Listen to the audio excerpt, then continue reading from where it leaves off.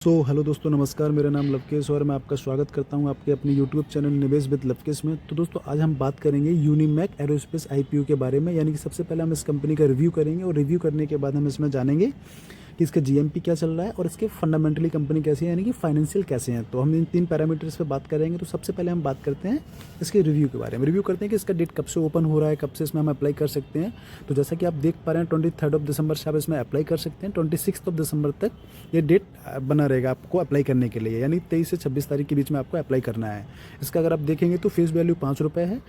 वहीं पर कंपनी ने अपना प्राइस बैंड रखा है दोस्तों, वो 745 से 785 रुपीज़ रखा है। लॉट साइज है कंपनी का 19 शेयर्स का, यानी कि अगर आप एक लॉट के लिए अप्लाई करते हो तो आपको 19 शेयर्स दिए जाएंगे।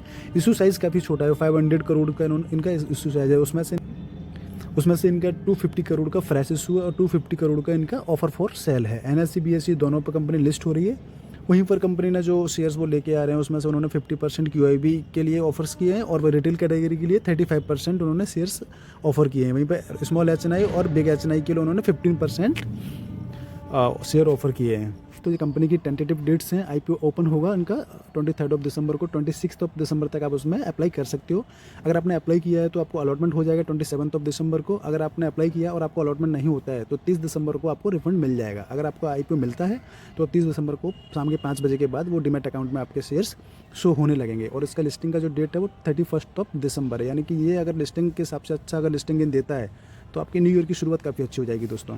बाकी का अगर आप रिटेल कैटेगरी में हैं तो मिनिमम आपको 1 लॉट्स के लिए अप्लाई करना होगा। मैक्सिमम आप उसमें 13 लॉट्स के लिए अप्लाई कर सकते हैं रिटेल कैटेगरी में। स्मॉल HNI में आपको 14 लॉट्स के लिए अप्लाई करना होगा।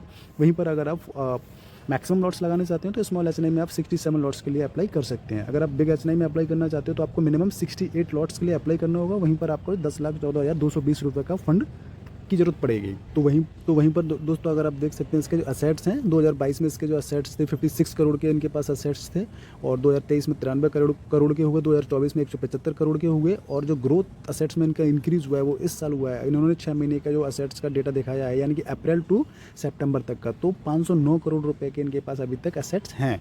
यानी कि अभी इसी तरह से इनके असेट्स बढ़ते रहे तो इस पूरी साल में 1000 करोड़ के असेट्स हो जाएंगे, जो कि बहुत अच्छी बात होती है किसी भी कंपनी के लिए। वहीं पर आप रेवेन्यू देखेंगे तो 2022 में इनका जो रेवेन्यू था वो 37 करोड़ का था और उसके 1 साल बाद 94 करोड़ का हुआ। यानी 2024 में 213 करोड़ का रेवेन्यू किया इन्होंने और अभी 6 महीने का इन्होंने जो दिखाया वो 127 करोड़ का रेवेन्यू दिखाया है।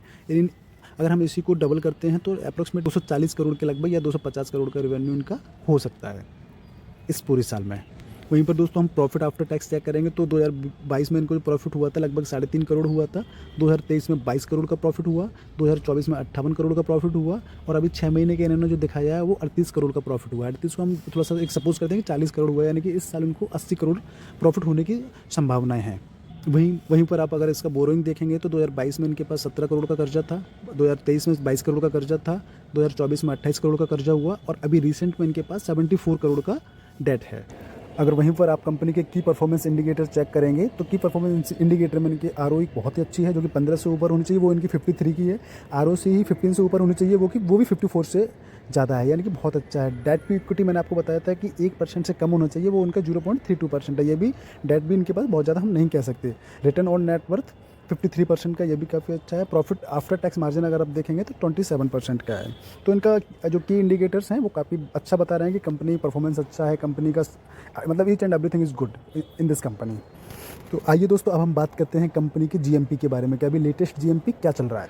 तो GMP का जो अपडेशन है वो दोस्तों 22 दिसंबर 1:30 बजे का अपडेशन है। तो आप देख सकते हैं इनका जो अपडेशन हुआ है 1265 रुपये पर शेयर, यानी कि 61% का आपको रिटर्न दिखा रहा है। यानी कि आप रिटेल कैटेगरी में 1 लॉट के लिए अप्लाई करते हो तो अप्रॉक्सीमेटली आपको 15,000 का अमाउंट लगेगा।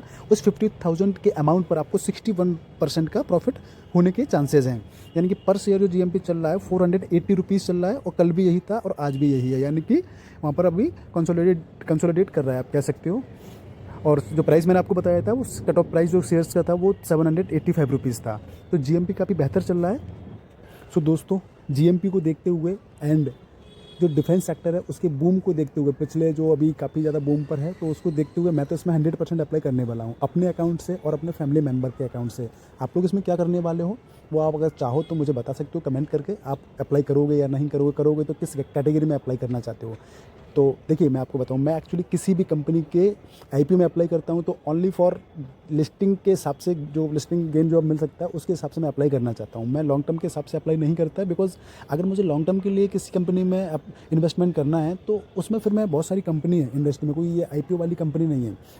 जिन कंपनियों को आप जानते हो, मैं जानता हूँ, काफ़ी ओल्ड कंपनी है जिनका फंडामेंटल बहुत अच्छा है, उन कंपनियों का ब्रांड आप लोग यूज़ करते हो, मैं भी यूज़ करता हूँ। तो लॉन्ग टर्म के लिए मैं उनमें इन्वेस्टमेंट करूँगा।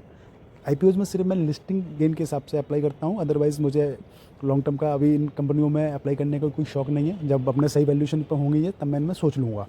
मैं अभी आपको इस आईपीओ के बारे में सारा कुछ जो मुझे पता था, मैंने अपना पॉइंट ऑफ व्यू रखा। बाकी का मेरी तरफ से आपको कोई भी बाई और सेल या अप्लाई करने का नहीं करने का कोई भी रिकमेंडेशन नहीं है, या डिस्क्लेमर है मेरी तरफ से।